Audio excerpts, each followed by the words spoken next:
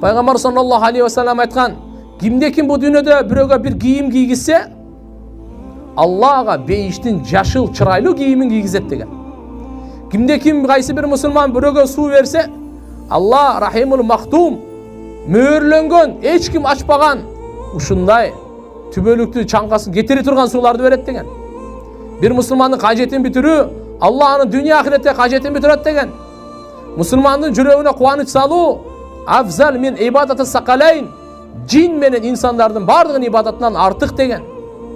Кандай болгон чакта дагы садаканын сообу өтө чоң. Эртеге кыямат күнү амалдар бири-бири менен тартышып сыймыктанышат экен. Мен дегенде садака айтат экен. Ва тaqulu садака ана афзалу. Эң амалдардын абзели менмин дейт экен. Бу дүйнөдөн өткөндөр кайра кайтып келбейт эч качан. Бирок алар аттин кылат экен, арман кылат экен, Алладан тилейт экен. Я Алла, бу дүйнөгө бир кайтарсаң, амал жакшы амал кылып келейин дейт да. Ошо жакшы амалдардын садакасын айткан. Бир кайтарсаң, садака кылып келейин дейт экен. Намаз окуп келейин дебейт экен, орозо тутуп келейин дебейт экен, садака берип анан келейинчи дейт экен да. Мунун маанисинде алымдар айтышат, тиякта өлгөн кишилер тиякка баргандан кийин садаканы сообун көргөн да, ошон үчүн садаканы эңсеп атышат. Ошон үчүн садаканы эңсеп атышат. Пайгамбар саллаллаху алейхи ва саллям бир хадисте айтат: "Хассину амвалакум биз-закат." Мал мүлкүңөрдүчү коргоп калгыла, сактап калгыла, чепке киргизип калгыла. Эмне менен? Зекет берүү менен.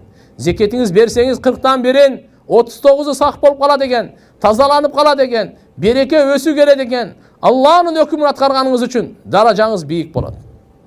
Ва дау амрадакум бис-садака. Ооруларыңарды дарылагыла садака берип. Аллаху акбар. Аллаху акбару кабира. Алхамдулиллахи касира. Ва субханаллахи букрата ва асила. Эмне деген керемет сөздөр, туугандар. Не деп атат? Садака берип, ооруларыңарды дарылагыла деп атат. Садака берип, кан чыгарып, кол ачыкты кылып, ким ооруп аткан болсо, мына ошого дарылагыла dedi. Андан кийин айтат: "Вастaqbilu amwajal bala bid-du'a wa tadarru." Бале кырсыктардын толкундарын күтүп алгыла, эмне менен? Дуа менен. Тадарру жалдырап жалбыроо менен. Демек ушундай сыноолор, балелер, кыйынчылыктар келерден алдын эле дуа кылып, андан кийин тадарру жалдырап жалбырап Алла Тааладан сурап ибадат кыла турган мен күтүп алла деген.